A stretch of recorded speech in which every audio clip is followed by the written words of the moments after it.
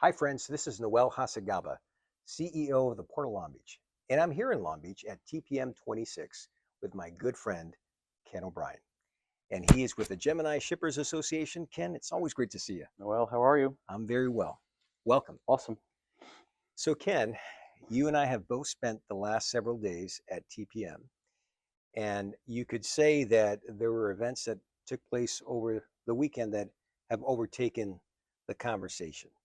What are you hearing from TPM? What are some of the key takeaways that you're taking with you and sharing with your members? Boy, it's almost as if TPM starts Mm. with something every year. And so, this year I'd say we were in the opening session with Peter Tershwell, and he said, he used something we said of disruptions are constant. It is the new norm. Yeah. And so, of course, here we are at TPM, and as we're all getting on planes, the world's getting complicated. Yeah. And so, 7 days ago, the only word we talked about was IEPA and tariff. Mm-hmm. 3 days later, we're not talking about tariff at all today, but yet it's still there. And so I think, what we heard today was, you know, resiliency. How do we be resilient? How do we be durable? How is our supply chain going to be durable? How do we continue to work with change? And so we talk about price. Of course, price is always important, and our members need lower prices for transportation spend, but they also need to move cargo. And obviously, you have places in the world now where you physically can't move cargo. You have other places where it might have got materially harder or more expensive, but the beat goes on. And so I think what we hear from these last 2 days, I would say the biggest takeaway is, people need to get very comfortable with the words, I don't know, I'll find out, and how do I react? And so I think carriers, they don't quite know, and we have to accept that as the shippers. And for the shippers, what's the longer term impact that they'll see? I think they too have to say, I'm not quite 100% sure. I knew what I knew a month ago. I know what I know today, and I can kind of guess on the future a bit. But there's an asterisk next to almost everything.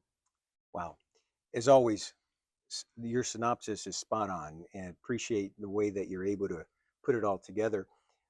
I know ahead of TPM, following the Supreme Court's decision, what I've been telling the press and the public is that the only certainty is more uncertainty. And when many people thought that the Supreme Court's ruling was going to bring clarity finally Yeah.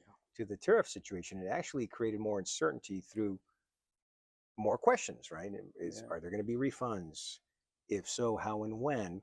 And then, of course, the situation that is unfolding in the Middle East now adds another layer of that uncertainty. And that's why, what we say here at the Port of Long Beach, Ken, is the Port of Long Beach has been a safe harbor in the sea of trade and tariff uncertainty. And these days, we have to add geopolitical instability to that as well.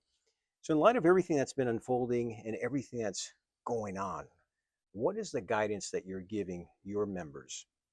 Yeah, I mean, as a procurement organization, right, we're trying to bring these two parties together in a very transparent, very neutral way to say what is a fair deal for everyone to walk away happy or constructively dissatisfied, as I like to tell people.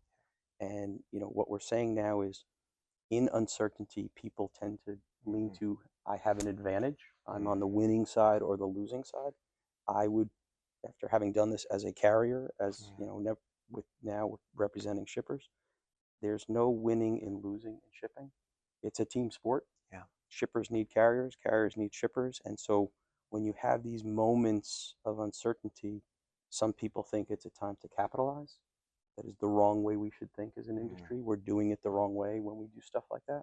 And so what we really need to do is say, we all make money when we ship things, either as a carrier or as a shipper. That's how we make our money here. And so how are we going to keep doing this through the uncertainty? How do we do more when it's uncertain? Not how do I win and drive you to do less? Because ultimately that isn't the win. You know what? I love Hard that. message. Hard message, but necessary. And the supply chain, if you think about it, it's the ultimate team sport.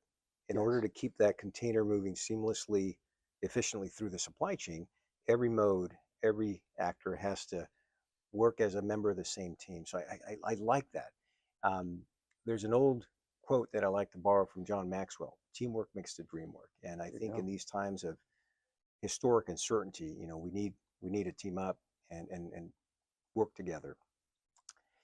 Let's move beyond the obvious, because through your leadership at Gemini Shippers Association, you've also led on the environmental sustainability front. And Thank I you. think it's important for our audience to hear what you're doing and how that is another example of teamwork and how we're, we're bringing all the different parties and actors in the supply chain together to accomplish a very important goal. Thank you. Thank you for mentioning it. This is not in any way a passion project for me. This is something I think has to happen. And certainly it doesn't matter if you are the most environmentally conscious person or not. It's not Mhm. where we come at it from. Is there's a clear idea that you have to find ways to decarbonize. It doesn't matter if we're talking trucks and trains and ports or how we manufacture. And what we saw was there was a move to decarbonize. The shippers weren't part of the discussion. And ultimately, since the Mhm. shippers ultimately pay the bills, they had to be. And what we really said is, it goes back to like, first year business school is, you can't manage what you can't measure. It's And true. so step one was we wanted to be able to build a platform where we could seamlessly measure carbon emissions at a box level, at a Mhm. container level, across all modes and say, this is 2 tons, this is 3 tons, whatever it was be. Then we can start to think about how to do that. So we've built Mhm. a platform, Greenable, where ultimately transportation data comes in, we measure it, very simple. We then wanted to combine, we were talking about how do we pay for it. Mhm. And so the earliest firm, carbon offsets, right? Mhm. And you can argue is they're good or bad, and there's some risks there, of course. We built a platform that ties to a carbon exchange, and so someone can measure, find out how much it is in a neutral way across all modes, all carriers. We use the same GLEC framework, and then they could potentially buy an offset. And then we link that ultimately back to, as we do in Gemini, a Shippers Mhm. Association, because the carriers are starting to layer in green products. Yeah.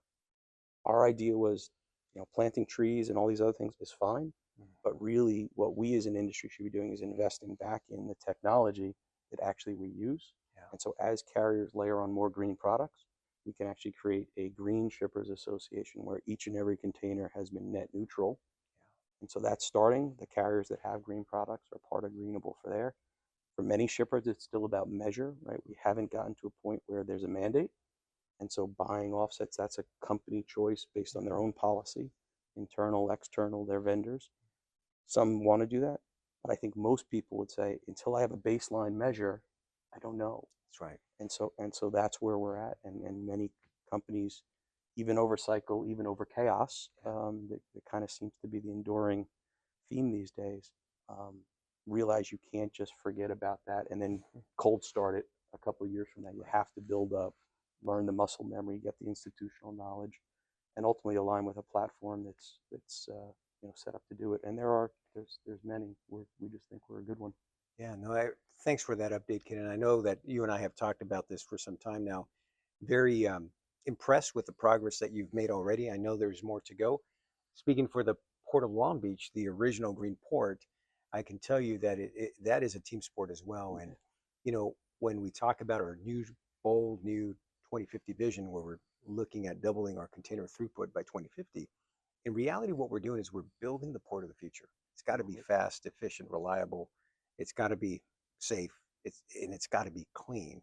And I applaud your efforts because it's going to take all of us. It's going to Yes. take that teamwork to make that green dream work.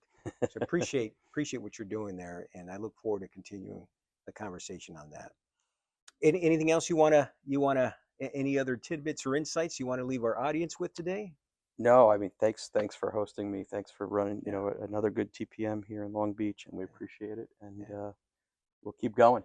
I Thank think you, that's Ken. that's the end stop. Keep going. I appreciate your partnership and more importantly, your friendship.